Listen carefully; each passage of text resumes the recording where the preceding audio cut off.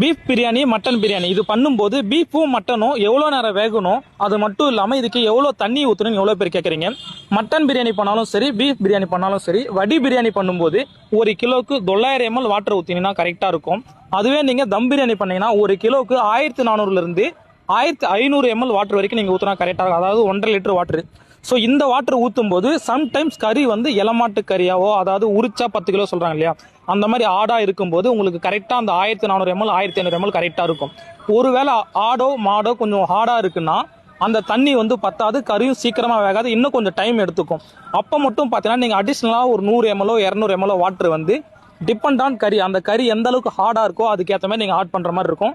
So கறிக்கு டைமிங்கோ வாட்டரோ வந்து பார்த்தீங்கன்னா பர்மனெண்ட்டாக ஃபிக்ஸ் பண்ணவே முடியாது. ஏன்னா கறி வந்து எந்த அளவுக்கு ஹார்டாக இருக்குது, எந்த அளவுக்கு சாஃப்டாக இருக்கோ அதுக்கேற்ற மாதிரி தான் நீங்கள் வேக வைக்க முடியும், அதுக்கான வாட்டருமே ஆட் பண்ண முடியும்.